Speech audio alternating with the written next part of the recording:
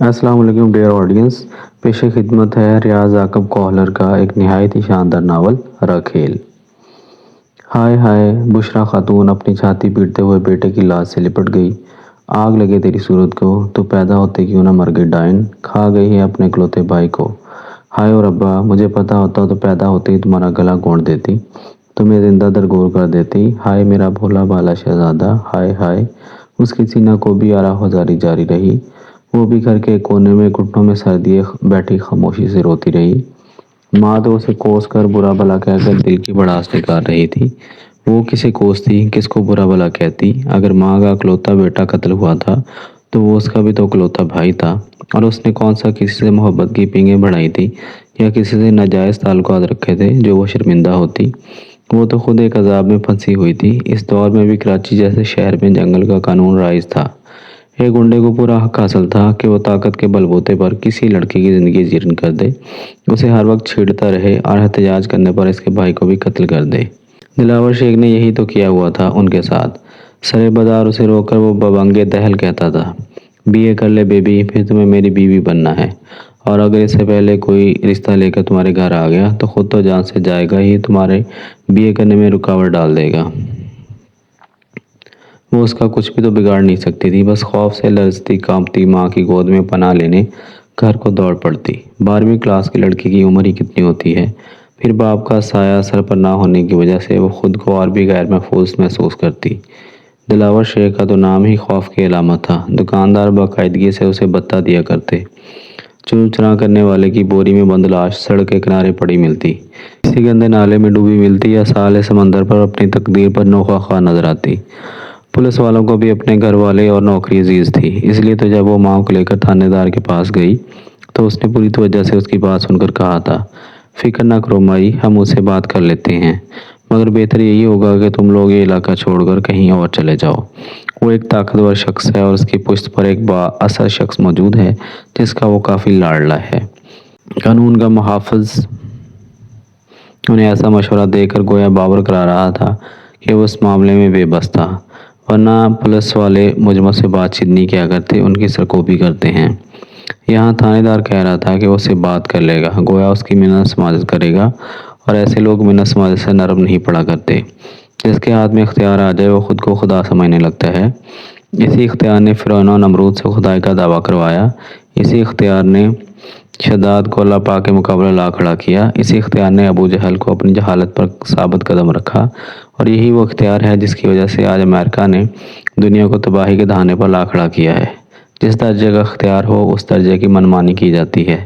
کہاوت ہے کہ موچی کو اختیار ملا اور اس نے چمڑے کا سکہ جاری کر دیا تھا۔ دلاور شیخ کے پاس بھی ایک بااثر شخصیت کی چمچہ گیری کے باعث اتنا اختیار آ گیا تھا کہ وہ ایک غریب لڑکی کی زندگی جیرن کر سکتا، جس کا قصور صرف اتنا تھا کہ وہ خوبصورت تھی۔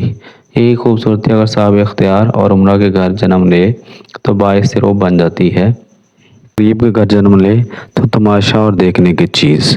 بقول شاعر، اچھی صورت بھی کیا بری شے ہے جس نے ڈالی بری نظر ڈالی۔ اگر وہ معمولی شکل یا قبول صورت ہوتی تو اسے ان حالات کا سامنا تو نہ کرنا پڑتا۔ محلے کے آوارہ لڑکوں کو اس سے عشق کا شوق چرایا تو اسکول کے لڑکے بھی آہیں بھرتے نظر آئے، اور جب دلاور شیخ جیسے گنڈے کی نظر پڑی تو تمام اپنا سا منہ لے کر رہ گئے۔ وہ ایک باحیا باعزت خوددار لڑکی تھی، اسے نہ تو محلے کے آوارہ لڑکوں کی پرواہ تھی اور نہ اسکول میں موجود عشاق کی۔ بے نیازی، بے دھیانی اور خاموشی سے کام لے کر ایک شریف لڑکی ایسے بے غیرتوں کو اپنے کام سے کام رکھنے پر مجبور کر سکتی ہے۔ یوں بھی بھونکنے والا کاٹا نہیں کرتے، اور شریف لڑکیوں کے چھیڑنے والے آوارہ سگ ہی کی طرح تو ہوتے ہیں جن کا کام ہی بھونکنا ہوتا ہے، لیکن اس کی بدقسمتی کہ اسے کاٹنے والا کتا ٹکرا گیا تھا۔ دلاور شیخ اس محلے بلکہ آس پاس کے 2-3 محلوں کا بے تاج بادشاہ تھا۔ وہاں کے لوگ اس کے منہ لگنے سے گریز کیا کرتے، کیونکہ ایسے گنڈوں کے خلاف نہ تو پولیس میں کوئی سنوائی ہوتی ہے اور نہ کوئی عدالتی انصاف مہیا کر سکتی ہے۔ کرائے کے وکیل، کرائے کے گواہ اور خریدے ہوئے جج بھلا غریبوں کی کیا مدد کریں گے؟ اس کی ماں بھی یہ بات اچھی طرح جانتی تھی، وہ دلاور شیخ کے اختیار سے بھی واقف تھی۔ رہی صحیح کسر تھانے دار کی باتوں نے پوری کر دی تھی، اس لیے اس نے حتی الوسطیٰ یہ بات اپنے جوان بیٹے سے چھپائی رکھی۔ مگر کب تک؟ ایک دن جب وہ روتی لرزتی کانپتی گھر میں داخل ہوئی تو بڑا بھائی مزدوری نہ ملنے کے باعث پہلے سے گھر میں موجود نظر آیا۔ وہ گھروں میں رنگ و روغن کا کام کیا کرتا تھا۔ چھوٹی اور لاڈلی بہن کی حالت دیکھتے ہی وہ تڑپ اٹھا۔ وہ بھی غیر مرد کی بیہودہ گفتگو سن کر غصے اور خوف سے کھولتے ہوئے گھر پہنچی تھی۔ ماں کی آنکھوں کے اشارے سمجھے بغیر اس نے روتے ہوئے ساری بات بھائی کے سامنے اگل دی۔ بھیا، وہ کمینہ مجھے روزانہ تنگ کرتا ہے، کبھی کالج کے دروازے پر روک لیتا ہے، کبھی گلی کے نکڑ پر اور کبھی بازار میں بیہودہ اور گندی گندی باتیں کرتا ہے۔ فلمی ہیرو کی طرح بڑھ کے مار کر محبت کا اظہار کرتا ہے۔ کہتا ہے میرے BA کرتے ہی زبردستی مجھ سے شادی کر لے گا، اور اگر اس سے پہلے میرا رشتہ لے کر کوئی آیا تو اسے جان سے مار کر اس وقت مجھے بیوی بنا لے گا۔ کون ہے وہ بدبخت؟ اس کا بھائی شاہ نواز غصے میں کانپتا ہوا چارپائی سے کھڑا ہوا اور آگے بڑھ کر اسے اپنے ساتھ لپٹاتے ہوئے بولا، جب تک میں زندہ ہوں میری گڑیا کی طرف کسی نے میلی آنکھ سے بھی دیکھا تو وہ آنکھ جسم کا حصہ نہیں رہے گی۔ دلاور شیخ، اس نے سسکیاں لیتے ہوئے اس گنڈے کا نام لیا۔ شاہ نواز فوراً گھر سے باہر نکل گیا۔ ماں نے اسے روکنے کی بڑی کوشش کی، مگر بیٹیوں کی طرح لاڈلی بہن کی آنکھوں میں نظر آنے والے آنسو دیکھ کر وہ اپنے حواس کھو بیٹھا تھا۔ وہاں سے وہ بھاگتے ہوئے دلاور شیخ کے اڈے پر پہنچا، مگر واپسی پر اسے ایک ہمدرد رکشے والا لے کر آیا تھا۔ دلاور شیخ کے اڈے کے سامنے اس کی بے یار و مددگار پڑی لاش کو اس ڈرائیور نے اس لیے رکشے میں ڈالنے کی ہمت کی تھی کہ وہ ان کا دور پار کا رشتہ دار تھا۔ 2-3 گھنٹے پہلے بہن کو چھیڑنے والے کو عبرت کا نمونہ بنانے والے کا دعوے دار دلاور شیخ کا تو کچھ نہیں بگاڑ سکا تھا، البتہ اپنی جان دے کر کم از کم بغیرتی کی زندگی جینے سے بچ گیا تھا۔ اکلوتے بیٹے کی لاش دے کر اس کی ماں پاگلوں کی طرح بس اسے ہی کوستی رہی۔ اس کے علاوہ اس بیچاری کے بس میں تھا ہی کیا؟ تناوش، تو پیدا ہی کیوں ہوئی؟ میں نے تیرے منہ پر تیزاب کیوں نہ پھینکا؟ ارے تیرے چہرے پر چچک ہی نکل آتی تو میرا گبرو بیٹا تو مجھے چھوڑ کر نہ جاتا۔ اس کی ماں کا مذوبانہ واویلا جاری رہا۔ محلے کی 2-3 بوڑھی عورتیں اسے سنبھالنے کی کوشش کرنے لگیں، مگر جوان بیٹے کی موت کوئی معمولی صدمہ نہیں تھا کہ وہ کسی کی بات سمجھنے کے قابل ہوتی۔ روتی، سینہ کوبی کرتی، وہ کسی کی بات نہیں سن رہی تھی۔ تناوش کے اندر نفرت کا ایسا الاؤ روشن تھا جو ہر چیز کو بھسم کر دینے پر تلا ہوا تھا۔ باپ جیسے بھائی کی موت اسے بھی ہضم نہیں ہو رہی تھی۔ گھٹنوں میں سر دیے بس اپنے پروردگار سے شکوہ کنا رہی۔ کبھی کبھی وہ خودکشی کا سوچنے لگتی کہ اس کے مرنے کے بعد کم سے کم اس کی مات کو تو سکون آ جائے گا، مگر خود کو حرام موت کے حوالے کر کے اور اپنی آخرت برباد کر کے اسے کیا ملتا؟ دلاور شیخ تو اسی طرح دندناتا پھرتا، اس کے بعد کسی اور غریب لڑکی کی عزت کے در پہ ہو جاتا، جبکہ وہ اسے عبرتناک موت مارنا چاہتی تھی۔ کوئی ایسا طریقہ ہوتا کہ اسے اپنے سامنے ایڑیاں رگڑتے دیکھ سکتی، مگر یہ ناممکن تھا۔ نہ تو قانون کے پاس اتنی طاقت تھی کہ دلاور شیخ پر ہاتھ ڈال سکتا، اور نہ ہی کوئی ایسا تھا جو دلاور شیخ کو ہلاک تو کیا صرف انہیں ہی دلاور کی شر سے بچا سکتا۔ جنازہ اٹھا اور ماں بیٹیاں تڑپ تڑپ کر غش کھا کر گر پڑیں۔ محلے کی عورتوں نے بڑی مشکل سے انہیں سنبھالا تھا۔ ہوش میں آ کر بشرا خاتون کا واویلا پھر شروع ہو گیا اور تناوش گھٹنوں میں سر دے کر دوبارہ اللہ پاک سے شکوہ شکایت کرنے لگی۔ اس کے علاوہ ان کے بس میں بھی تو کچھ نہیں تھا۔ رات کے گہرا ہوتے ہی محلے والیاں ایسا ایسا رخصت ہونے لگی۔ ایک ہمدرد ان کے لیے کھانا لے کر آیا، مگر ماں بیٹی نے کھانے کی طرف آنکھ اٹھا کر بھی نہیں دیکھا تھا۔ مجبوراً کھانا وہیں رکھ کر وہ بھی تسلی کے چند بول ضائع کر کے رخصت ہو گیا۔ رات گئے ماں کی ممتا نے جوش مارا اور بشرا خاتون نے گھٹنوں میں سر دیے بیٹھی تناوش کو اپنے آغوش میں سمیٹ لیا۔ اسے بے تحاشا چومتے ہوئے روتی گئی، میری گڑیا، میری لاڈلی شہزادی، میری چندا، بس کرو، نہ رو، تمہاری ماں زندہ ہے اب تک۔ ماں کی شفقت پا کر وہ بلک بلک کر رو پڑی تھی۔ بشرا خاتون اسے مناتی رہی، دلاسے دیتی رہی، وہ ماں کی لاڈلی ہی تو تھی، اور بھائی کی موت میں اس کا قصور بھی تو کوئی نہیں تھا۔ نہ تو اس نے اپنی صورت خود بنائی تھی اور نہ ہی کسی کے ساتھ کوئی ایسا تعلق رکھا تھا کہ اسے مورد الزام ٹھہرایا جاتا۔ ماں بیٹی ایک دوسرے سے لپٹی روتی رہیں، اور مال کے عرض و سما یہ سب کچھ تحمل سے دیکھتا رہا، کیونکہ عزت و جلال کے مالک نے دنیا کو دارالعمل بنایا ہے، دارالجزا نہیں۔ اگر دنیا کو بدلے کی جگہ بنا دیتا تو اب تک دلاور شیخ کی بوٹیاں چیل کونے خالی ہوتی۔ اس کے پاس کس چیز کی دیر تھی؟ وہ تو بس کن کہتا ہے، سب کچھ ہو جاتا ہے۔ اس کے ساتھ یہ بھی حقیقت ہے کہ اس ذات بابرکات نے ہر کام کا ایک وقت مقرر کیا ہے، اس سے پہلے وہ کام نہیں ہو سکتا۔ برے کام کا نتیجہ برا ہوا کرتا ہے، مگر اس نتیجے نے ظاہر کب ہونا ہے یہ مالک کو ہی معلوم ہوتا ہے۔ اگلے دن تعزیت کے لیے آنے والی عورتوں کا تانتا بندھا رہا۔ پڑوسیوں کی بیٹھک میں مردوں کے بیٹھنے کی جگہ بھی بنائی گئی تھی۔ چونکہ وہاں بیٹھنے کے لیے گھر کا کوئی مرد موجود نہیں تھا، اس لیے جاننے والے خود بشرا خاتون کے پاس آ کر تعزیتی کلمات کہتے رہے۔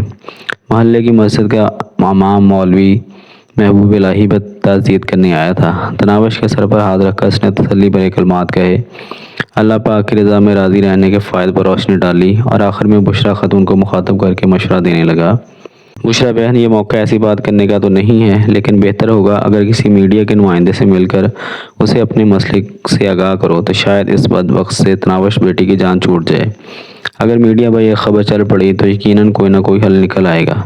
मैं भी कोशिश तो करूँगा, अगर मोहल्ले वालों ने साथ दिया तो हम बाकायदा एहतजाज करेंगे ताकि किस तरह साहबाने इक़्तिदार तक ये बात पहुँच जाए।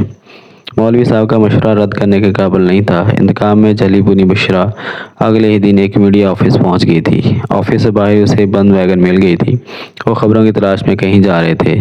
इसकी बात सुनकर मीडिया का नुमाइंदा बड़े जोश से इसके हमरा हो लिया था, मगर घर पहुंचने पर एक हैरत की मुंतज़िर थी। दिलावर शेख अपने गुरगों के साथ वहाँ पहले से खड़ा था। उसे किसी ने यह खबर पहुँचा दी थी कि मौलवी साहब के कहने पर बुशरा खातून मीडिया से रब्ता करने निकल पड़ी है। बुशरा को 2-3 नंगी गालियां बकने के बाद दिलावर शेख अपने गुर्गों के साथ मीडिया वालों पर पल पड़ा। वो 3 आदमी थे, ड्राइवर, कैमरामैन और रिपोर्टर। इन तीनों को खींचकर दिलावर के गुंडे साथी वैगन से बाहर ले आए। तो तुम तीनों में से कितनों की बाजियां स्कूल जाती हैं? उन्हें एक कतार में खड़ा करके दिलावर की ज़ुबान गलाजत बकने लगी। रिपोर्टर थूक निकलते हुए बोला, देखें जनाब, आप अच्छा नहीं कर रहे, हम आवाम के खिदमतगार हैं, ऐसी की तैसी तुम्हारी खिदमत की। दिलावर ने इसके मुंह पर जोरदार थप्पड़ रसीद करते हुए इसे बात को अमल करने नहीं दी थी। दिलावर का भारी थप्पड़ खाकर इसने एक जना मुंह करके खून थूका और सर झुका लिया। ये पहली बार है कि मैं फ़क्त तंबीह कर रहा हूँ। अगर इसके बाद तुम में से कोई इस घर या घर वालों के करीब भटकता नजर आया, उसकी शलवार उतार कर उसके सर पर बांध दूंगा और इसके घर की ख़वातीन के जिस्म पर शलवार तो क्या कमीज़ भी नहीं छोड़ूंगा। गलती होगी माई बाप। ड्राइवर ने थर थर कांपते हुए हाथ बांध दिए। दिलावर शेख ने अपने आदमियों को इशारा किया, जिन्होंने इनकी गाड़ी के शीशे तोड़कर इनका कैमरा भी तोड़ दिया। इस वक्त कराची के हालात वाकई जंगल जैसे थे। रेंजर्स वगैरह का ऑपरेशन अभी तक शुरू नहीं हुआ था। 1-2 सियासी जमात के गुंडों ने पूरे कराची को अपनी लपेट में लिया हुआ था। लोग इतने डरे सहमे हुए थे कि एक ख्वास बाख्ता शख्स की बकवास को कई घंटे तक सर झुकाकर सुनते रहते। वो अहमक जिसे खुद भी मालूम नहीं था कि वो क्या बकवास कर रहा है, लेकिन लोगों के पास एहतजाज का कोई जरिया नहीं था। मीडिया वालों का बस भी इन्हीं कमज़ोरों पर चलता है जो अपनी सफाई में कुछ नहीं कह सकते। बड़ी मशीनरी के खिलाफ वो भी ज़ुबान नहीं खोल सकते।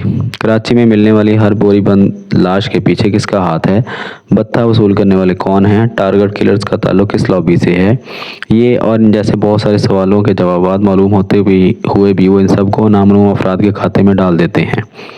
यूँ भी मीडिया का असल मकसद पाकिस्तान में इंतशार फैलाना, बद इंतज़ामी और बद नस्बी ज़ाहिर करना, इस्लाम को बदनाम करना और लिबरलिज़म की तशहीर व तारीफ़ करना ही तो है। मीडिया वालों के भागते ही दिलावर शेख उनके घर में घुस गया। बदकिस्मती से मौलवी महबूब इलाही वहाँ मौजूद था। बुजुर्गों, सुना है मेरे खिलाफ कोई मुहाज खोल रहे हो?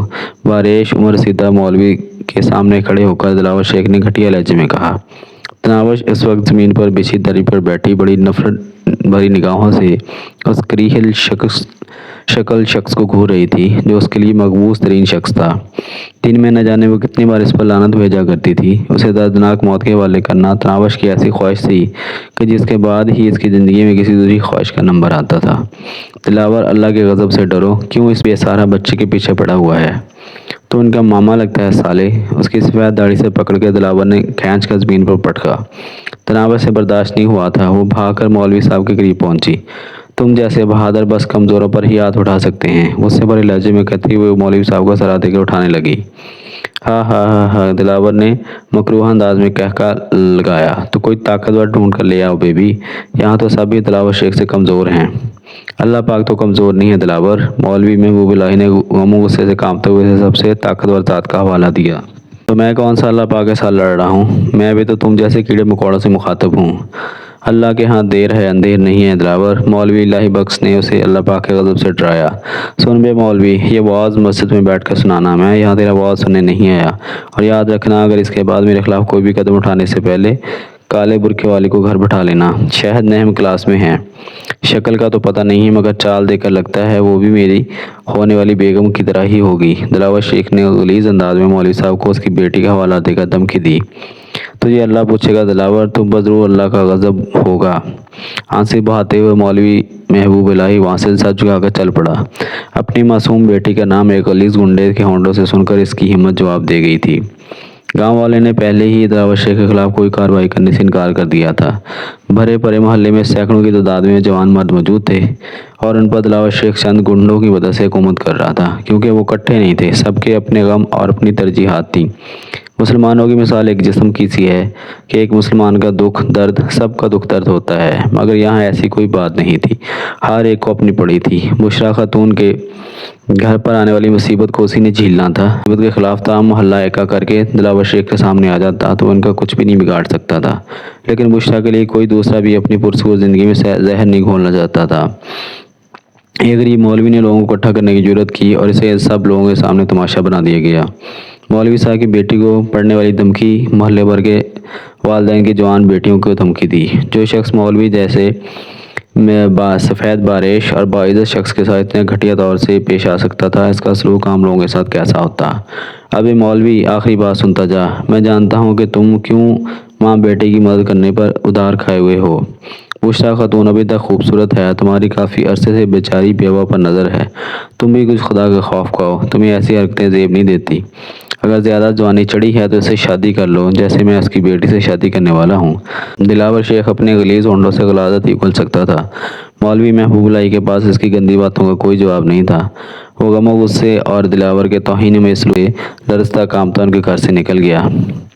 ये बाकी लोग खड़े क्या तमाशा देख रहे हैं, दफ़ा हो जाओ यहाँ से। वो वहाँ बाकी मौजूद लोगों पर बरस पड़ा। तमाम लोग कान दबाए हुए इनके घर से निकल गए थे। सुन ले बुढ़िया, तेरी आशिक को तो इसकी औकात याद दिला दी है। आइंदा तुम भी ज़रा होश में रहना, ये ना हो मुझे शादी से पहले ही तुम्हारी बेटी से सुहागरात मनाना पड़े। इसकी बात सुन के इसके आदमी ने घटिया अंदाज में कहका लगाया था। बुशरा खातून वो ज़िल्लत अमेज़ बातें सुनकर बस दिल ही दिल में अल्लाह पाक को पुकार कर रह गई। उसकी नम आलूद आँखें आसमान की तरफ उठ गई थी। उसके लिए भाई का गम इतना छोटा नहीं था कि जल्दी ज़ायल हो जाता, मगर ज़िंदगी किसी गम और दुख की वजह से रुका नहीं करती। ये तो बहते दरिया की सूरत हर दम रवां दवां रहती है। ना तो खुशी के अंबार इसकी राह में रुकावट डाल सकते हैं और ना गम के पहाड़ इसका रास्ता रोक सकते हैं। ज़िंदगी इसी डगर पर चलती रही। उसने दोबारा कॉलेज जाना शुरू कर दिया था। कॉलेज उनके घर से 1.5-2 किलोमीटर दूर था और वो ये सारा रास्ता पैदल ही तय किया करती थी। ना तो उसके बाद रिक्शे का किराया होता, ना बस का। पहले तो भाई की वजह से इनकी गुसर बसर हो जाया करती थी, अब तो वो भी नहीं रहा था। उसका बाप एक सरकारी महकमे से रिटायर्ड हुआ था। उसकी महदूद पेंशन से घर का गुजारा नहीं चल सकता था।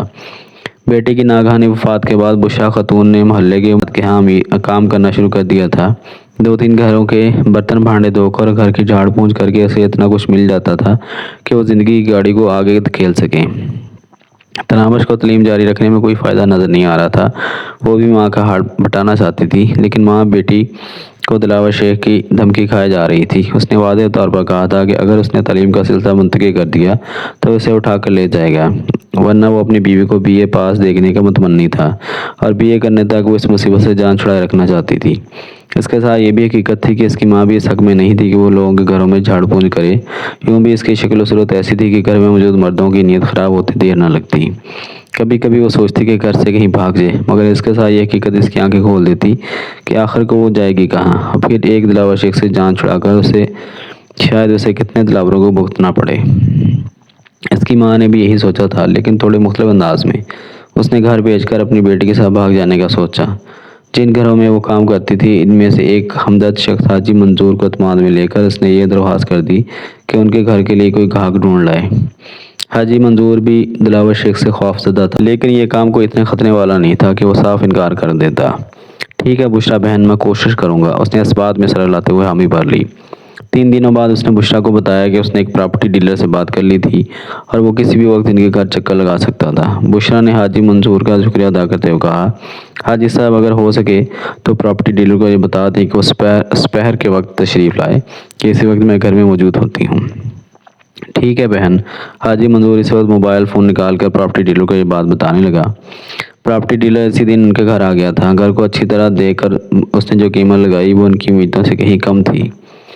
मैं इस घर के 10 लाख रुपए से ज़्यादा नहीं दे सकता। नामालूम इसे इनकी मजबूरी के बारे में मालूम हो गया था, या यूं ही माँ बेटी को बेवकूफ़ जानकर वो कोड़ियों को मोल का घर हथियाना चाहता था। बुशरा खातून लजाजत से बोली, भाईजान हम गरीब माँ बेटी का यही एक ठिकाना है और इसे बेचकर हम अपने सर छुपाने के लिए एक और जगह देखेंगे। खुदा रहा इतनी कम कीमत ना लगाएं कि हम एक कमरे का क्वार्टर भी ना खरीद सकें। وہ کاروباری لہجے میں بولا، بہن جی 12 مرلے کے مکان کی کیا قیمت لگاؤں؟ بھائی یہ قیمت اس زمین کی بھی نہیں ہے، جبکہ اس پر 2 پختہ کمرے، برآمدہ، باورچی خانہ وغیرہ بھی بنا ہوا ہے۔ دیکھیں بہن جی، آخری اور حتمی بات کروں گا، اگر پسند نہ آئے تو کسی اور کو بلوا لینا، 12 لاکھ روپے دوں گا۔ بھائی جان ہم غریبوں کا کوئی نہیں ہے، اگر آپ نے اونے پونے میں اگر خرید بھی لیا تو ایک دن اللہ پاک کو جان دینا ہے۔ بشریٰ خاتون کی آنکھوں میں آنسو آ گئے تھے، محبوب شوہر کا بھائی گھر بیچتے ہوئے اس کا کلیجہ حلق کو آ رہا تھا، اور پھر خریدار اس کے ایسے دام لگا رہا تھا جیسے وہ کوئی جھونپڑی ہی تو ہو۔ بہن جی یہ میرا کاروبار ہے، چند ٹکے میں نے بھی کمانا ہوتے ہیں، اگر آپ کو پسند نہیں ہے تو آپ نہ بیچیں، یوں مجھے آخرت کی دھمکیاں تو نہ دیں، میں آپ سے چھین تھوڑی رہا ہوں۔ میں نے ایسا تو نہیں کہا بھائی جان، بشریٰ خفیف سی ہو گئی تھی، کی قبر پر لات مارتے کہا، اچھا ٹھیک ہے بہن جی 15 لاکھ دے دوں گا۔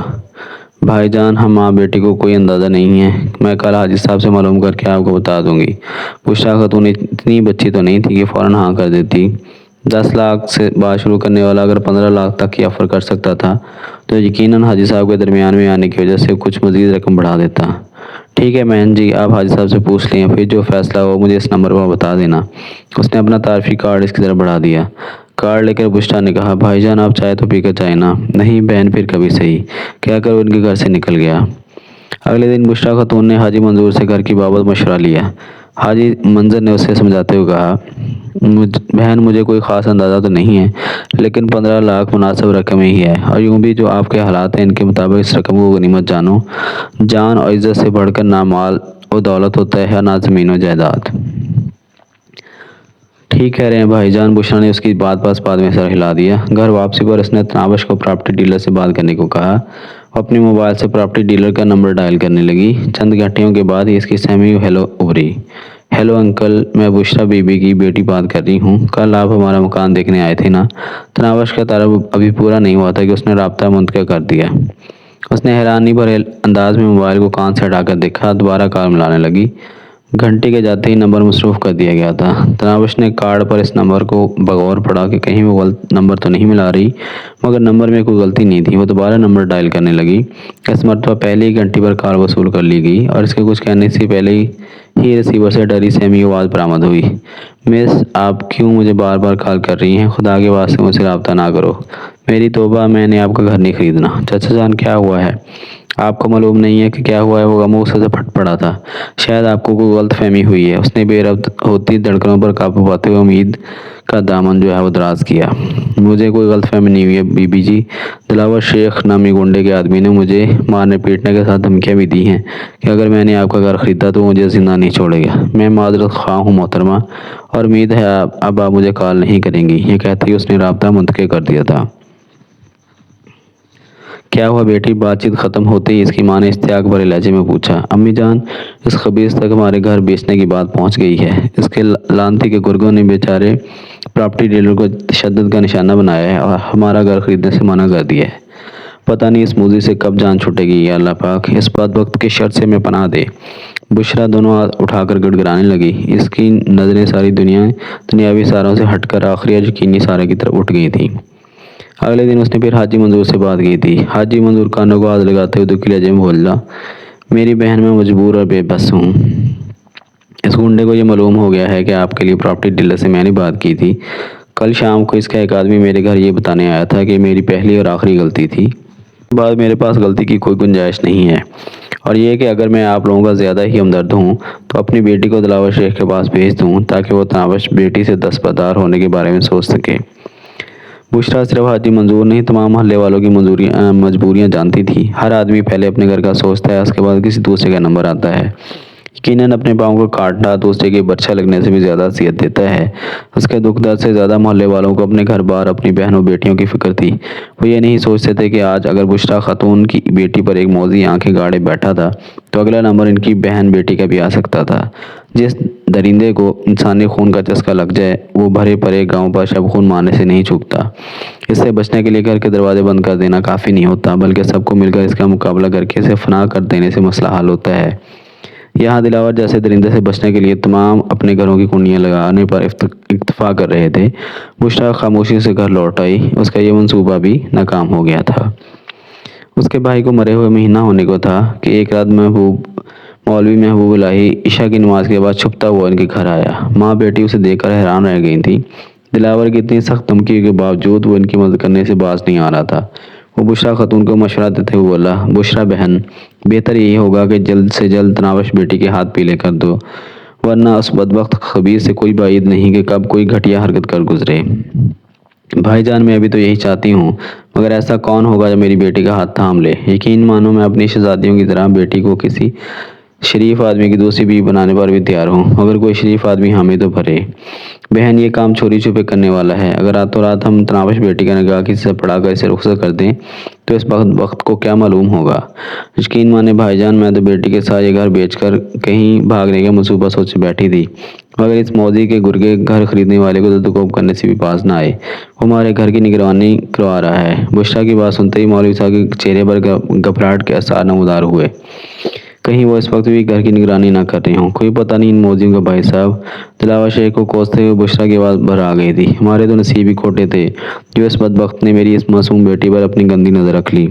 अल्लाह पाक बेहतर करेगा मेरी बहन। आजमाइशें उसी ज़ात की तरफ से नाज़िल होती हैं, लेकिन ये याद रखना, वो किसी आजमाइश में अपने बंदे को अकेला नहीं छोड़ता। हर फ़िरौन के लिए उसने मूसा बनाया है। दिलावर भी ज़्यादा दिन अपनी मनमानी नहीं कर सकेगा। अगर मेरी बेटी की बर्बादी के बाद ये मौसी अपने अंजाम को पहुंचा भी तो मुझे क्या हासिल। परेशान नहीं होते मेरी बहन, अल्लाह पाक ज़रूर कोई सबब पैदा करेगा। हमारा सबब तो आप ही हैं भाईजान, आपके अलावा तो कोई हमें अकेले में भी तसल्ली नहीं देता। बुशरा के लहजे में शुक्रगुजारी का गहरा एहसास पोशीदा था। मैं तो एक नकारा सा बंदा हूँ बहन, काश मैं तनावश बेटी को इस बदबख्त से छुटकारा दिला सकता। इस मरतबा बुशरा इसकी बात का कोई जवाब नहीं दे सकी थी। मौलवी साहब चंद लम्हे मजीद वहाँ बैठा और फिर तनावश के सर पर शफकत भरा हाथ फेर कर रुखसत हो गया। अगले दिन एक रूह फरसा खबर इनकी मुंतज़िर थी। रात को मौलवी साहब को कुछ आदमी ने बहुत बेदर्दी से पीटा था। उसका लहूलुहान जिस्म मस्जिद की सीढ़ी के सामने पड़ा था। उस पर सबसे पहले बूढ़े बाबा करमदीन की नज़र पड़ी थी, जो तहज्जुद की नमाज के लिए बाकायदगी से मस्जिद जाया करते थे। पहली नज़र में तो उन्होंने समझा कोई लाश पड़ी है। टार्च की रोशनी में मौलवी साहब के मौजूद चेहरे को पहचानने में इन्हें कोई दिक्कत नहीं हुई थी। जायज़ा लेने पर इन्हें मौलवी साहब की नब्ज़ चलती नजर आई। बूढ़े करमदीन में इतनी हिम्मत नहीं थी कि मौलवी साहब को अकेले उठा लेते। उन्होंने करीबी घर के दरवाज़ों पर दस्तखत दी। मस्जिद के पड़ोस में रहने वाले जहांगीर के मौलवी साहब से बहुत अच्छे ताल्लुकात थे। उसने फ़ौरन कार निकाली और दोनों मिलकर मौलवी साहब को नज़दीकी अस्पताल ले गए। बड़ी मुश्किल से इमरजेंसी में बैठा डॉक्टर मौलवी साहब को देखने में मादा हुआ था। मौलवी साहब की नब्ज़ बहुत धीरे धीरे चल रही थी। जिस वक्त बुशरा खातून तक ये बात पहुंची, इस वक्त मौलवी साहब खतरे की दूर से तो बाहर निकल गए थे, लेकिन उन्हें अभी तक अस्पताल से डिस्चार्ज नहीं किया गया था। मुजरिमों को अच्छी तरह पहचानने के बावजूद मौलवी साहब ने रिपोर्ट दर्ज कराने की कोशिश नहीं की थी, क्योंकि वो पुलिस की कारकर्दगी से अच्छी तरह से वाकिफ़ थे। तमाम मोहल्ले वालों को भी मालूम था कि मौलवी साहब को इस हाल तक पहुंचाने वाली शख्सियत कौन सी है। मौलवी साहब के अंजाम ने इन्हें मज़ीद मोहतात बना दिया था। इससे पहले अगर किसी के दिल में तनावश और इसकी माँ के लिए हमदर्दी का जज्बा रेंग भी रहा था, तो मौलवी साहब की हालत देखकर वो जज्बा अपनी मौत आप मर गया था। बुशरा तनावश को साथ लेकर मौलवी साहब को मिलने अस्पताल गई थी। इन्हें देखकर मौलवी साहब की आंखों में नमी उतर आई थी। माजरत ख़्वाह हूँ बहन, मैं आपके म्यार पर पूरा ना उतर सका। मैं तनावश बेटी के लिए कुछ भी ना कर सका। अल्लाह पाक आपको दुनिया और आखिरत की कामयाबी अता करे मौलवी साहब। आपकी इस हालत की ज़िम्मेदार भी हम माँ बेटी हैं, हमें माफ़ कर देना। बुशरा खातून गुलूगीर लहजे में कहने लगी, परेशान ना हो मेरी बहन, मैं अल्लाह पाक की ज़ात से मायूस नहीं हूँ। अल्लाह पाक कोई बेहतर सबब निकाल लेगा। उसके बाद देर है अंधेर नहीं है। बुशरा ने हज़रत पर लहजे में कहा, कहीं ये देर हश्र के मैदान तक तूल न खींच जाए। और मौलवी साहब इसकी बात का जवाब दिए बगैर ठंडा सांस लेकर भर कर रह गया था, क्योंकि अल्लाह पाक के कामों में छुपी ताख़ीर की हिकमतें जानना किसी इंसान के बस से बाहर है। हफ्ते 10 दिन बाद मौलवी महबूब इलाही सेहतियाब होकर घर आ गया था, लेकिन अब इसमें इतनी हिम्मत बाकी नहीं रही थी कि दिलावर शेख का मुकाबला कर सकता। मोहल्ले वालों में इस काम में किसी भी किस्म की मदद करने से मजदूरी ज़ाहिर की थी। इन्हीं दिनों तनावश को माँ की ज़बानी मालूम हुआ कि मौलवी महबूब इलाही वो मोहल्ला छोड़कर कहीं और जाने की कोशिश में है। उन जैसे मुखलिस इंसान के मोहल्ले से चले जाने के ख्याल ने तनावश को उदास कर दिया था, मगर वो कुछ भी तो नहीं कर सकती थी। मौलवी साहब अपने मकान के लिए कोई मुनासिब किराएदार ढूंढ रहे थे। उसके बाद उन्होंने चले जाना था। मौलवी साहब जैसे मुखलिस और नेक शख्स को सिर्फ इस वजह से मोहल्ला छोड़ना पड़ रहा था कि वो माँ बेटी की मदद नहीं कर पाए थे, और आने वाले दिनों में दिलावर शेख की मज़ीद खबास्तों से आंखें चुराने के लिए वो अपना भाई घर छोड़ने पर तैयार हो गए थे। मोहल्ले के काफ़ी बुजुर्गों ने दबे लफ्ज़ों में मौलवी साहब को इस इक़दाम से बाज रखने की कोशिश की थी, لیکن جو لوگ ایک گنڈے کے خلاف مولوی صاحب کے ساتھ کندھے سے کندھا ملا کر کھڑے نہیں ہوئے تھے وہ اپنی بات منوانے کے مجاز نہیں تھے۔ ماں کے منہ سے مولوی صاحب کے جانے کی خبر سن کر وہ ساری رات نہیں سو پائی تھی۔ اگلے دن وہ اپنے کالج کے گیٹ کے سامنے سے گزرتی ہوئی آگے بڑھ گئی تھی۔ اس کے دماغ میں ایک عجیب طرح کی حسرت ہلکورے لے رہی تھی۔ کالج جانے یا پڑھائی کرنے پر اس کا دل بالکل بھی مائل نہیں ہو رہا تھا۔ زندگی میں نہ تو اسے سکون کی کوئی رمق نظر آ رہی تھی اور نہ خوشی کی کوئی جھلک۔ وہ زندگی کے جس دور سے گزر رہی تھی اس عمر میں ایک لڑکی کے دل میں چاہنے اور چاہے جانے کا گہرا احساس پنپ رہا ہوتا ہے۔ ایک جانا انجانا محبوب ہر وقت اس کی سوچوں میں بسا اسے سامنے سپنوں میں کھویا رکھتا ہے۔ اس کی تو شکل و صورت بھی ایسی تھی کہ کئی چاہنے والے اس کے لیے دل کے دروازے وا رکھتے، اتنے کہ اس سے چناؤ مشکل ہو جاتا، مگر کسی کی ایسی جسارت سے پہلے یہ غلیظ کمینے اور گھٹیا شخص نے اس پر اپنا ظالمانہ تصرف جما لیا تھا۔ وہ آزاد ہوتے ہوئے بھی اس کی قید میں تھی۔ اس سے جان چھڑانے کی ساری کوششیں بیکار ہو گئی تھیں۔ وہ کراچی کی تیز رفتار سرگرمیوں کو دیکھتی ہوئی کندھے کے پر کتابوں کا بیگ لٹکائے خاموشی سے آگے بڑھتی رہی۔ اس کے دائیں بائیں زندگی پوری قوت کے ساتھ رواں دواں تھی، جبکہ اس کی مثال زندگی کے اس بہتے دریا میں کسی لاش کی سی تھی۔ خوشی اور غم کے احساسات کا تصور وہ کھو چکی تھی۔ ایک نفرت کا جذبہ تھا جس کے ذریعے اثر وہ زندگی سے چمٹی ہوئی تھی۔ دلاور شیخ کی عبرتناک موت ہی اس کی زندگی کی سب سے بڑی تمنا، سب سے بڑی خواہش اور سب سے بڑی خوشی تھی۔ دلاور شیخ کی بیوی بننے سے موت کو گلے لگا لینا کئی گنا زیادہ آسان تھا، لیکن مرنے سے پہلے وہ اس موذی کو اپنی آنکھوں کے سامنے تڑپتے ہوئے مرتے دیکھنا چاہتی تھی۔ اس خوشکن منظر کو دیکھنے کے لیے وہ کوئی بھی قیمت دینے کو تیار تھی، مگر ہر وقت اسی سوچ میں کھوئے رہنے کے باوجود اسے کوئی مناسب حل نہیں سوجھ رہا تھا۔ وہ نہیں جانتی تھی کہ اس خواہش کو کیسے پورا کر پاتی، اور کوئی ایسا طریقہ نہیں سوجھ رہا تھا جس سے وہ اس ذلیل کا غلیظ سر اپنے ہاتھوں سے اس کے سر سے جدا کر دیتی۔ وہ اپنے کالج سے کافی آگے آ چکی تھی۔ اب کپڑوں کے ایک بازار میں گھس کر وہ مختلف دکانوں کے آگے لٹکے ہوئے خوبصورت لباس دیکھنے لگی۔ پلاسٹک کے مجسموں کو ایسے عجیب و غریب لباس پہنائے گئے تھے جو اس نے خود تو کیا کسی اور عورت کے بدن پر بھی نہیں دیکھے تھے۔ کپڑوں کی مارکیٹ سے نکل کر وہ جوتوں کی مارکیٹ میں گھس گئی۔ دکانوں کے سامنے سے آہستہ روی سے گزرتے ہوئے حسرتناک نگاہوں سے ان قیمتی جوتوں کو دیکھتی رہی جو اس کی قوت خرید سے کہیں باہر تھے۔ اپنے پاؤں کی طرف نظر دوڑانے پر اسے وہی پرانے جوتے نظر آئے جو وہ پچھلے 2 سال سے پہنتی چلی آ رہی تھی۔ کثرت استعمال سے جوتوں کے تلوے گھس گئے تھے، ان کی اوپری چمک دمک کی بس پالش کی مرہون محنت تھی۔ اس بازار سے نکل کر وہ سبزی بازار میں گھس گئی۔ ریڑھیوں اسٹالوں پر سجے مختلف اقسام کے عمدہ پھل اس کی اشتہا بڑھانے لگے۔ بہت سارے پھلوں کا تو اس ذائقہ تک معلوم نہیں تھا کہ کبھی چکھنے کا اتفاق جو نہیں ہوا تھا۔ سبزی بازار کا اختتام نسبتاً چوڑے بازار میں ہوا جہاں ہر قسم کا سامان سجا ہوا نظر آ رہا تھا۔ وہ ماحول میں کھوئی خالی ذہنی سے آگے بڑھتی رہی۔ اس بازار کے بعد بڑی سڑک کی شروعات ہو گئی تھی جس کے جوانب میں بڑی عمارتیں، کمرشل پلازے اور خوبصورت ہوٹل نظر آ رہے تھے۔ ہوٹلوں کی پارکنگ میں نظر آنے والے رش سے اس نے اندازہ لگایا کہ دوپہر کے کھانے کا وقت ہو چلا تھا۔ جیب سے اپنا سستا سا موبائل فون نکال کر اس نے وقت دیکھا، 1:30 بج رہے تھے۔ اسے اچانک بھوک محسوس ہونے لگی۔ اس کے لنچ باکس میں رات کی باسی دال کے بنے ہوئے پراٹھے موجود تھے، مگر اسے ایسی مناسب جگہ نظر نہ آئی جہاں بیٹھ کر وہ پیٹ پوجا کر سکتی۔ کسی مناسب جگہ ڈھونڈنے کے لیے اس نے قدموں کی رفتار بڑھا دی تھی۔ اس وقت وہ ایک بڑے ہوٹل کے سامنے سے گزر رہی تھی۔ سیاہ رنگ کی خوبصورت کار میں سفید رنگ کا سوٹ پہنے ایک ادھیڑ عمر شخص بیٹھ رہا تھا۔ اس کے لیے عقبی نشست کا دروازہ ایک باوردی پولیس والے نے کھولا تھا۔ یقیناً وہ کوئی بااختیار شخص تھا جس کے لیے پولیس کا باوردی شخص دروازہ کھول رہا تھا۔ اس کے کار میں بیٹھتے ہی پولیس والا کار کے عقب میں موجود پولیس جیپ میں بیٹھ گیا، جس میں اس کے علاوہ 3 اور باوردی پولیس والے بھی ہتھیاروں سے مسلح بیٹھے تھے۔ صاف نظر آ رہا تھا کہ وہ اس کے محافظ تھے۔ کیا یہ اتنا بااختیار ہوگا کہ مجھے دلاور شیخ کے شر سے نجات دلا سکے؟ ایک امکانی سوچ اس کے دماغ میں ابھری۔ وہ اسے روکنے کے خیال سے چوڑی روش کے قریب ہو گئی۔ نہ جانے میرے اشارے پر رکے گا بھی کہ نہیں، یہ سوچ ذہن میں رکھتے ہوئے اس نے اپنا ہاتھ اٹھانا چاہا، مگر اس سے پہلے ہی اس کے کانوں میں بریکوں کی تیز چرچراہٹ گونجی۔ اس نے بے ساختہ جانب نگاہیں گھمائیں۔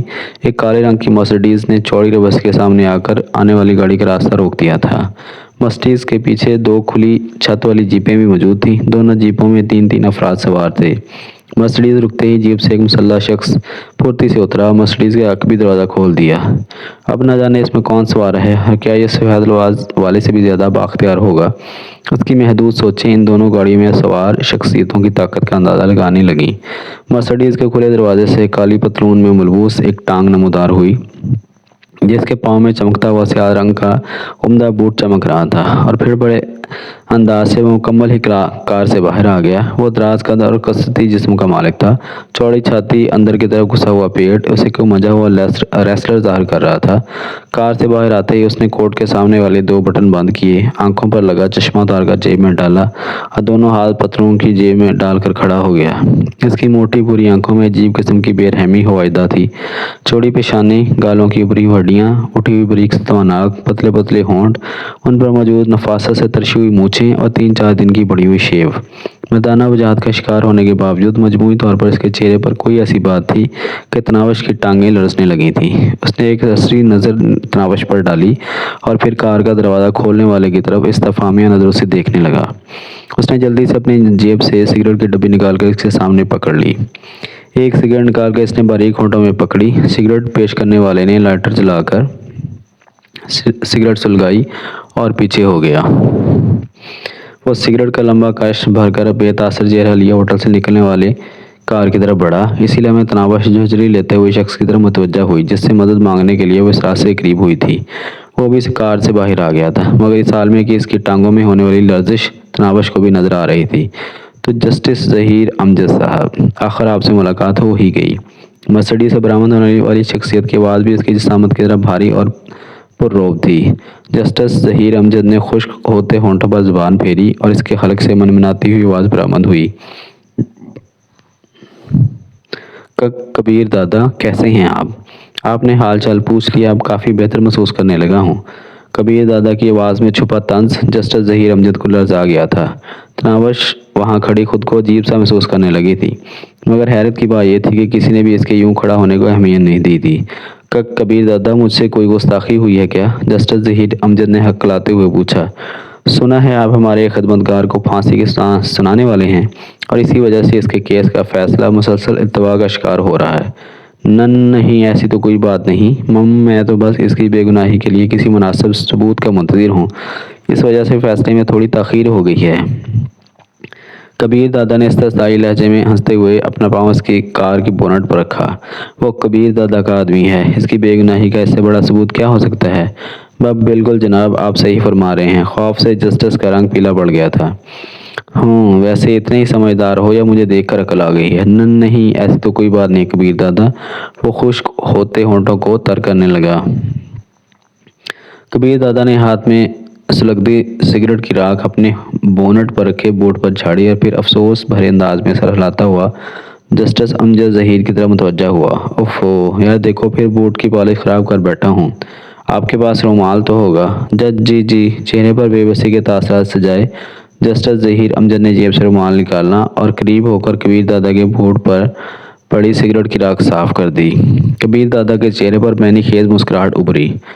پرسوں شام کو میں اپنے آدمی کی رہائی پر گھر پر پارٹی دے رہا ہوں، ضرور تشریف لائیے گا۔ جی ضرور۔ جسٹس ظہیر نے اس بات میں سر ہلایا اور کبیر دادا واپس اپنی کار کی جانب مڑ گیا۔ اس کی سرسری نگاہ دوبارہ تناوش پر پڑی۔ کار کے دروازے کے پاس رکتے ہوئے خفت اور ذلت کے ملے جلے احساس میں مبتلا جسٹس سے پوچھنے لگا، یہ لڑکی تمہاری بیٹی تو نہیں ہے؟ اس نے تناوش کی طرف اشارہ کیا اور پھر جسٹس کا جواب سنے بغیر کار میں بیٹھ گیا۔ پہلے والے آدمی نے ہی کار کا دروازہ بند کیا اور بھاگ کر جیپ میں بیٹھ گیا۔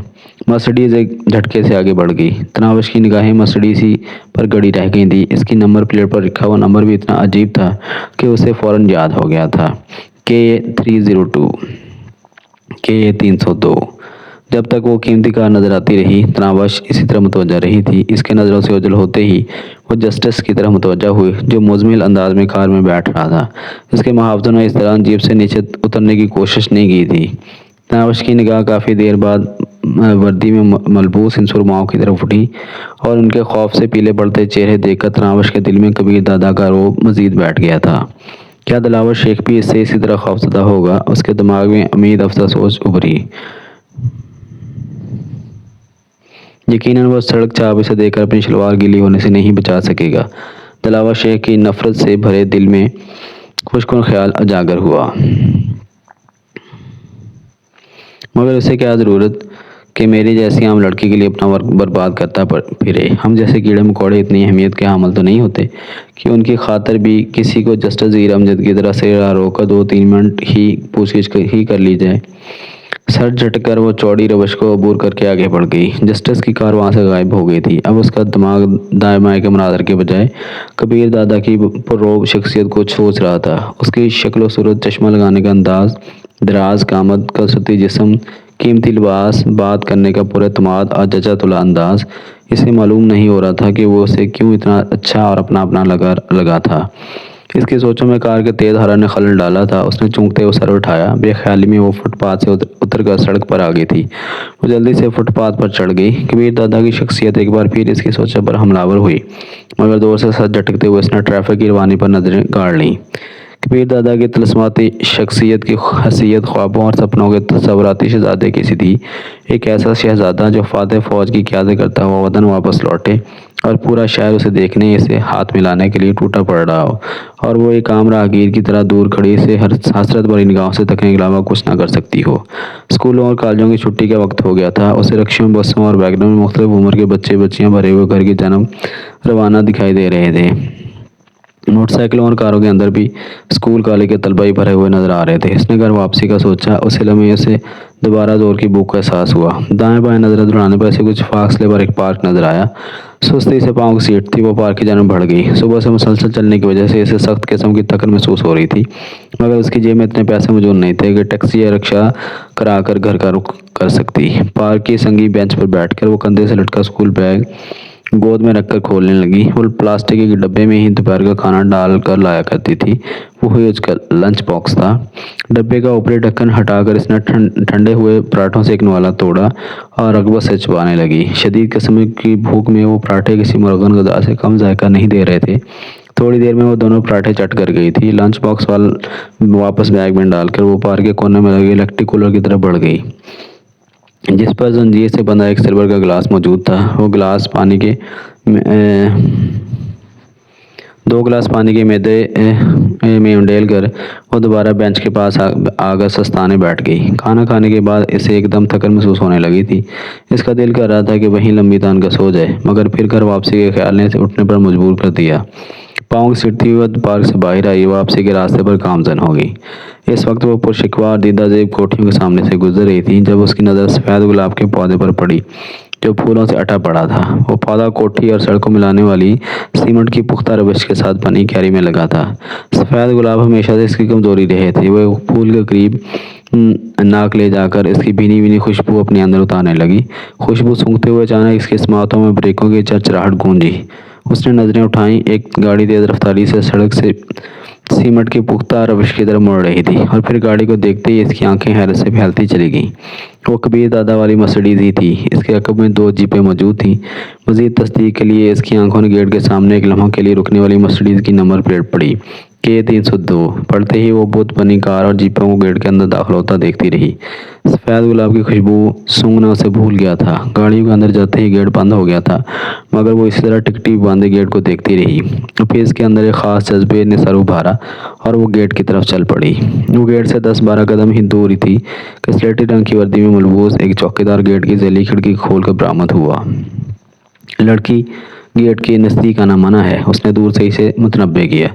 वो एतमाद भरे लहजे में बोली, हाँ मगर अंदर जाना तो मना नहीं है ना, भाग जाओ। इस मरतबा चौकीदार ने इसे गुस्से भरे लहजे में डांटा था। मैं कबीर दादा की दोस्त हूँ, यकीनन मुझे भगाना तुम्हारे लिए सूदमंद नहीं रहेगा। उसका पुरएतमाद अंदाज बरकरार रहा। वो ये मौका खोना नहीं चाहती थी। उसके मुंह से कबीर दादा का नाम सुनकर चौकीदार चौंक गया था। उसके साथ ही इसके चेहरे पर शकूक भरी परछाइयाँ लहराने लगी थी। तुम होश में तो हो ना? एक लम्हा की खामोशी के बाद इसके होंठों से ससराती आवाज़ बरामद हुई। वो मुस्कुराई। नशा तो मैं करती नहीं हूँ लड़की, ये एडवेंचर तुम्हें किसी मुसीबत में डाल दे। चौकीदार आखिरी दम तक इसे नसीहत करने से बाज नहीं आया था। ना तो मैं नशे में हूँ, ना मैं मजाक कर रही हूँ, ना मुझे किसी एडवेंचर का शौक चढ़ा है। आप कबीर दादा को इतला दोगे इसकी दोस्त नाविश रफ़ीक से मिलने आई है। उसके बाद अंदाज पर चौकीदार से घूरता रह गया था। इसे खामोश देखकर वो दोबारा बोली, देखो अगर मैं झूठ बोल रही हूँ तो जो कुछ होगा मुझे ही भुगतना पड़ेगा। अगर मैं सच्ची हूँ तो यकीनन मेरे वापस जाने की खबर कबीर दादा को बर्दाश्त नहीं होगी कि इसके दोस्त को गेट से वापस भेज देने वाले चौकीदार के साथ वो क्या सलूक करेगा। इसका अंदाज़ा लगाना शायद आपके लिए मुश्किल ना हो। इस मरतबा इसकी धमकी काम कर गई थी। चौकीदार वापस गेट के अंदर गया और इंटरकॉम उठाकर किसी से कुछ पूछने लगा। اندر آ جائیں۔ 2 منٹ بعد اس نے تناوش کو اندر آنے کا کہا۔ وہ ذیلی کھڑکی سے اندر داخل ہوئی۔ چوکیدار نے اس کے بیگ کی تلاشی لی، میٹل ڈیٹیکٹر اس کے جسم کے گرد گھما کر اس کے پاس کسی ہتھیار وغیرہ کی غیر موجودگی کو یقینی بنایا اور اسے اندر جانے کی اجازت دے دی۔ وہ محل نما کوٹھی تھی۔ گیٹ سے اندرونی عمارت تک سیمنٹ کا پختہ راستہ بنا تھا جو اندرونی عمارت کے قریب جا کر دائیں جانب مڑ کر گیراج تک پہنچتا تھا۔ پختہ راستے کے دونوں جانب خوشنما پھولوں کی کیاریاں لگی تھیں۔ کیاریوں سے متصل آسٹریلین گھاس کے خوشنما گدے تھے۔ کوٹھی کی بیرونی دیوار کے ساتھ سرو ایروکیریا اور بوتل پام کے درخت لگے تھے۔ گھاس کے وسیع خطے کے بیچوں بیچ شیر ببر کا ایک مجسمہ نصب تھا اور اس کے چاروں جانب دائرے میں فوارے نصب تھے جن کا پانی شیر کے اوپر ایک جال سا بنا رہا تھا۔ ایک سرسری نظر سے کوٹھی کا جائزہ لے کر وہ دھڑکتے دل کے ساتھ آگے بڑھ گئی۔ اندرونی عمارت کے قریب پہنچتے ہی 3 پیس میں ملبوس ایک جوان سا آدمی باہر نکل آیا۔ اس سے کوئی سوال پوچھے بغیر اسے اپنے پیچھے آنے کا اشارہ کرتا ہوا اندر داخل ہو گیا۔ ڈرائنگ روم میں دبیز قالین بچھا ہوا تھا۔ دیواروں پر جنگل کے بادشاہ کے شکار کرنے کے مختلف تصاویر آویزاں تھیں۔ کسی جگہ پر شیر نے ہرن کو منہ میں دبایا ہوا تھا، کہیں بیل کے اوپر سوار تھا، کہیں 12 سینگوں کو جکڑا ہوا تھا، کہیں ہاتھی اور زرافے جیسے عظیم الجثہ جانور پر جھپٹ رہا تھا۔ صاف نظر آ رہا تھا کہ شیر ببر گھر کے مالک کا پسندیدہ درندہ تھا۔ جی مس، آپ نے کس سلسلے میں کبیر دادا کو ملنا ہے؟ اسے بیٹھنے کا اشارہ کرتے ہوئے اس نے بظاہر مؤدب انداز میں پوچھا، مگر تناوش کو اس کے لہجے میں استحضاء کا عنصر نمایاں نظر آ رہا تھا۔ وہ تھوک نکلتے ہوئے بولی، میں کبیر دادا کی دوست ہوں۔ بہتر ہوگا کہ آپ اصل بات سے پردہ اٹھا دو، شاید تمہیں جسٹس زیر امجد نے بھیجا ہے۔ اس نے اندازہ ظاہر کیا۔ نہیں، میں خود آئی ہوں، اکلا گئی تھی۔ وہ اسے سمجھاتے ہوئے بولا، دیکھو یہ کبیر دادا کے آرام کا وقت ہے اور اس وقت وہ کسی سے ملنا گوارا نہیں کرتا۔ جھوٹ بول کر آپ اپنے لیے تو سختی بنائیں گی، مجھے بھی جھاڑ پھلوائیں گی۔ دیکھیں، آپ کبیر دادا کو بتا دیں گے اس کی دوست تناوش رفیق آئی ہے، نہیں تو میں واپس چلی جاتی ہوں، پھر خود ہی انہیں جواب دیتے رہنا۔ اس مرتبہ وہ اپنے لہجے میں اعتماد پیدا کرنے میں کامیاب ہو گئی تھی۔ یوں بھی کبیر دادا کے اتنے قریب آ کر اس سے ملے بغیر لوٹ جانا بزدلی ہوتی۔ دلاور شیخ کو انجام تک پہنچانے کا یہ آخری موقع تھا۔ وہ اسے اچھی طرح اندازہ تھا کہ کبیر دادا جیسا سوٹڑ بوٹڑ گنڈا کسی لڑکے کے لیے کتنا خطرناک ہو سکتا تھا، لیکن دلاور شیخ کی نفرت اور دشمنی نے اس کے دل و دماغ سے ہر خوف اور ہر ڈر نکال دیا تھا۔ دیکھو لڑکی، تم بہت بڑا دعویٰ کر رہی ہو۔ جہاں تک میرے علم میں ہے کبیر دادا لڑکیوں سے ایک رات سے زیادہ کا تعلق رکھنا پسند نہیں کرتا۔ اسے تناوش کی بات پر یقین کرنا مشکل ہو رہا تھا اور جو کچھ اس نے کہا وہ سن کر تناوش کا چہرہ بھی حیا سے لال ہو گیا تھا، مگر اب وہ پیچھے ہٹنے کو تیار نہیں تھی۔ ٹھیک ہے، میں جا رہی ہوں، آپ جانیں اور آپ کا دادا۔ اس نے آخری چال چلی اور باہر کی طرف قدم بڑھا دیے۔ 1 منٹ مس، اسے رکنے کا کہہ کر وہ بادل نخاستہ لکڑی کے منقش دروازے کی طرف بڑھا اور جھجکتے ہوئے دروازے کے اوپر لگا ہوا ایک بٹن دبا دیا۔ تناوش کو اس کے چہرے پر پسینے کے قطرے چمکتے ہوئے نظر آ رہے تھے۔ یقیناً یہ کبیر دادا کا روب ہی تھا کہ اس کے خاص بندے بھی اس کے ڈر کے مارے یہ حالت ہو رہی تھی۔ لمحہ بھر بعد ہی دروازہ ایک جھٹکے سے کھلا۔ وہ قمیض اتار چکا تھا اور بے بازو کی سفید بنیان، پتلون اور ہوائی چپلوں میں وہ دروازے پر نمودار ہوا۔ اس کے چہرے پر حیرانی کے اثرات تھے۔ خدمتگار نے خشک ہونٹوں پر زبان پھیرتے ہوئے کہا، باس، آپ کی دوست ملنے پر اصرار کر رہی تھی۔ میری دوست؟ اس کے لہجے میں شامل حیرانی تناوش کے لیے غیر متوقع نہیں تھی۔ اس کے ساتھ اس نے صوفے پر بیٹھی تناوش کی طرف دیکھا جو اسے دیکھتے ہی کھڑی ہو گئی تھی۔ جج جی، یہ لڑکی کہہ رہی تھی کہ اس نے کلاتے ہوئے بات پوری کرنا چاہی، اور اس سے پہلے کبیر دادا کا ہاتھ گھوما، وہ کولوں کے بل نیچے جا گرا تھا۔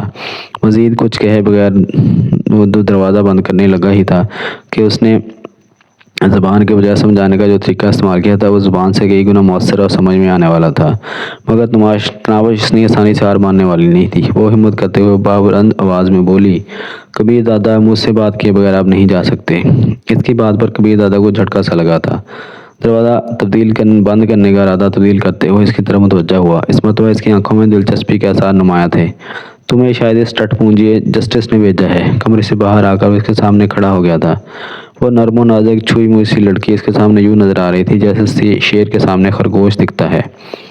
میں ذاتی کام سے آئی ہوں۔ ہمت مجتمع کرتے ہوئے اس نے کبیر دادا کی آنکھوں میں جھانکا۔ اس کے لیے اسے اپنا سر کافی اوپر اٹھانا پڑا تھا۔ شہر بھر میں ہی تمہیں سوشل ورکر نظر آیا ہوں۔ تم یہ لہجے میں کہہ کر وہ پیچھے مڑا۔ بات سن لینے میں حرج کیا ہے، شاید آپ کو بھی فائدہ نظر آ جائے۔ گہرا سانس لیتے ہوئے دوبارہ اس کی طرف متوجہ ہوا۔ تمہارے پاس 2 منٹ ہیں جس میں سے 5 سیکنڈ گزر چکے ہیں۔ اس نے کلائی پر بندھی سنہرے ڈائل کی قیمتی گھڑی آنکھوں کے سامنے پکڑ لی تھی۔ مجھے ایک آدمی کو قتل کرنا ہے اور اس کے لیے آپ کی مدد چاہیے۔ بدلے میں آپ کو جو بھی درکار ہوگا میں دوں گی۔ نہ چاہتے ہوئے اس کے منہ سے کہکا برآمد ہوا جو بالکل اوپرا اوپرا لگ رہا تھا۔ یقیناً اس کے ہونٹ ہنسنے کے لیے نہیں بنے تھے۔ لڑکی مجھے بالکل اندازہ نہیں ہو رہا کہ تم کیا چاہتی ہو۔ ایک بات تو یقینی ہے کہ تم کبیر دادا سے ذرا سی بھی واقفیت نہیں رکھتی ہو۔ آپ مجھے تھوڑا وقت دیں گے تو میں آپ کو اپنے بارے میں کچھ بتاؤں گی۔ 2 منٹ میں کیا وضاحت کر سکتی ہوں؟ اچھا بولو۔ صوفے پر نشست سنبھالتے ہوئے اس نے تھپڑ کھائے ہوئے خدمتگار کو دفع ہونے کا اشارہ کیا۔ تناوش کو بیٹھنے کا اس نے نہیں کہا تھا۔ وہ اس کی اجازت کے بغیر اس کے سامنے نشست سنبھالتے ہوئے کہنے لگی، میں ایک بے سہارا یتیم لڑکی ہوں۔ ہمارے محلے کا گنڈا دلاور شیخ مجھے آئے روز تنگ کرتا ہے۔ نہ تو اس ظالم کے خلاف پولیس کوئی کارروائی کرتی ہے، نہ کوئی محلے دار ہماری مدد کرتا ہے۔ اس نے میرے بڑے بھائی کو بھی بے دردی سے قتل کر دیا ہے۔ وہ کہتا ہے کہ جیسے ہی میں BA کر لوں گی وہ مجھ سے زبردستی شادی کرے گا، اور اگر اس سے پہلے میں نے کسی اور سے شادی کی کوشش کی تو اسے قتل کر کے اس وقت مجھ سے شادی کر لے گا۔ تو کبیر دادا نے ساری تفصیل سنتے ہی کندھے اچکائے۔ کیا میں خوبصورت نہیں ہوں؟ تناوش نے اس کی آنکھوں میں دیکھتے ہوئے باقی سے پوچھا۔ مجھے تمہاری خوبصورتی سے کیا لینا؟ دلاور شیخ کو قتل کرنے میں میری مدد کرو اور مجھے حاصل کر لو۔ یہ بات کرتے ہوئے اسے خود بھی اندازہ نہیں ہو رہا تھا کہ وہ کیا کہہ رہی ہے۔ تم پاگل ہو یا احمق؟ دلاور شیخ سے اپنی عزت بچانے کے لیے تو اپنی عزت ہی بیچ کر اسے مارنا چاہ رہی ہو۔ عزت نہیں بیچ رہی، بلکہ ہم دونوں کا نکاح پڑھا جائے گا۔ کیا؟ یقیناً تم جاگتے میں خواب دیکھنے کی عادی ہو۔ کبیر دادا نے اٹھنے کے لیے پر تولے۔ اتنی دیر سے باتیں کرنے کے بعد تناوش کے دل میں کوئی جچک تھی تو وہ بھی ختم ہو چکی تھی۔ وہ فوراً اسے روکتے ہوئے بولی، صرف نکاح پڑھوا لینا، اس کے بعد بے شک مجھے اپنی راکھیل سمجھ کے پاس رکھنا۔ راکھیل سا ہی سلوک کرنا، اپنے جاننے والوں کو بھی یہی بتانا کہ میں آپ کی راکھیل ہوں۔ مجھ سے زیادہ کسی کو بھی اپنا وفادار نہیں پاؤ گے۔ بس میرے دل میں بھڑکتی ہوئی آگ پر دلاور شیخ کا خون چھڑکنے میں میری مدد کر دو۔ میرے پاس وفاداروں کی پوری فوج ہے، تم جیسی کمزور کی وفاداری سے مجھے کیا حاصل؟ کبیر دادا نے بظاہر منہ بنایا، مگر نہ جانے کیوں تناوش کو اس کا بیزاری ظاہر کرنا مصنوعی لگ رہا تھا۔ وہ کہنے لگی، میں 18 سال کی ہوں، ان بازاری آبرو باختہ عورت سے کئی گنا بہتر ہوں، جو ہر بستر کی زینت بننے پر تلی رہتی ہیں۔ مجھے جب تک پاس رکھو گے صرف آپ کی خدمت کرتی رہوں گی۔ جب دل بھر جائے گا طلاق دے کر واپس بھیج دینا، کوئی حق مہر، کوئی روپیہ پیسہ نہیں، بس دلاور شیخ کا خون ہی میرا مہر ہوگا۔ اور یقین مانو آپ کے ارد گرد جو وفادار کی فوج ہے ان میں سے اکثریت ان کی ہے جو آپ سے نفرت کرتے ہیں، بس خوف نے انہیں چاپلوسی اور خدمت کرنا سکھا دیا ہے۔ وہ اس کی باتوں پر لطف اندوز ہوتے ہوئے بولا، تمہاری خوبصورتی اور دوشیزگی کے حصول کے لیے مجھے کچھ کرنے کی کیا ضرورت ہے؟ تم یوں بھی میری کوٹھی میں خود چل کر آئی ہو اور اتنا موقع میرے لیے کافی ہے، بلکہ میں چاہوں تو تمہیں دنیا کے کسی بھی کونے سے اٹھا کر لا سکتا ہوں۔ یقیناً اپنی فطرت کے مطابق آپ کا یہی سوچنا بنتا ہے، لیکن سچ بتائیں کبھی کسی لڑکی کی پرخلوص محبت محسوس کی ہے؟ کوئی ایسی لڑکی جس کی سوچیں آپ سے شروع ہو کر آپ پر ہی ختم ہو، کوئی ایسی جس کی اولین ترجیح آپ کو سکون اور آرام پہنچانا ہو؟ میرا خیال ہے اس مکالمہ والد کو رہنے دو، باقی اس میں شک نہیں کہ تم جیسی لڑکی کو ہر مرد اپنے بستر کی زینت بنانا چاہے گا، اور میں ایک مرد ہی ہوں، تمہارے اصول کے لیے گھنٹے ڈیڑھ کی قربانی دے دوں گا، لیکن یاد رکھنا اپنے وعدے سے پھروگی نہیں۔ وہ اعتماد بھرے لہجے میں بولی، اپنی بات سے ایک انچ بھی پیچھے نہیں ہٹوں گی۔ پھر کب؟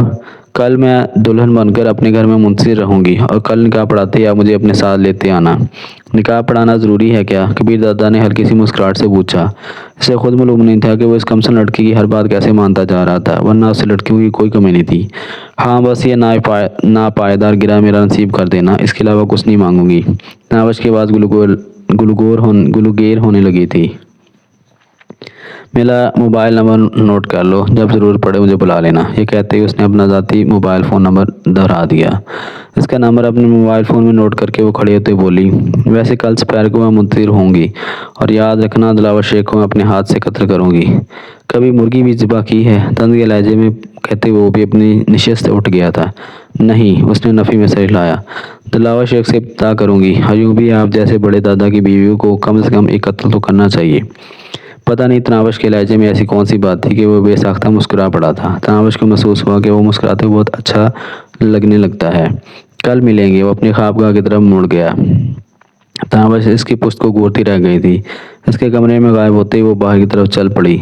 ڈرائنگ روم سے باہر وہی خدمتگار چہرے پر غیظ و غضب کے تاثرات سجائے کھڑا نظر آیا۔ اس کی شکل پر نظر پڑتے ہی تناوش کو اپنی ہنسی ضبط کرنا مشکل ہو گیا تھا۔ وہ اسے متبسم دیکھ کر دانت پیستے ہوئے بولا، دیکھ لیا اپنے جھوٹ کا انجام؟ وہ ہنسی کون سا جھوٹ، ابھی اتنی دیر میں کبیر کے ساتھ گپ شپ ہی کر رہی تھی نا، پھر انہوں نے مجھے تھپڑ کیوں مارا؟ تناوش نے چہکتے ہوئے کہا، اس وجہ سے کہ آپ نے مجھے اتنی دیر کیوں روکے رکھا۔ اچھا اب دماغ نہ کھاؤ اور جاؤ۔ یقیناً وہ کبیر دادا کے تناوش کے ساتھ اتنی دیر بات چیت کرنے کی وجہ سے کچھ نہیں کہہ پا رہا تھا۔ مجھے گھر تک جانے کے لیے گاڑی چاہیے۔ تناوش کو ایک دم پیدل چلنے کا خیال آیا، اس نے فوراً اس کا حل پیش کرتے ہوئے کہا۔ وہ منہ بناتے ہوئے بولا، اس بارے مجھے کوئی حکم نہیں ملا۔ ٹھیک ہے، میں کبیر دادا کو کہہ دیتی ہوں۔ وہ پیچھے مڑی۔ بات سنو، اس نے اتنی جلدی تناوش کو آواز دی کہ وہ پوری مڑ بھی نہیں پائی تھی۔ اس نے رکتے ہوئے شوخی سے بھرے لہجے میں کہا، سنائیں۔ وہ دونوں ہاتھ باندھتے ہوئے بولا، میں تمہارے ساتھ ڈرائیور کو بھیج دیتا ہوں، اب تشریف لے جاؤ میری ماں۔ یہ کہتے اس نے موبائل فون نکال کر کسی الہی بخش نامی ڈرائیور کو کال کر کے بتایا کہ کبیر دادا کے مہمان کو گھر تک چھوڑ آئیں۔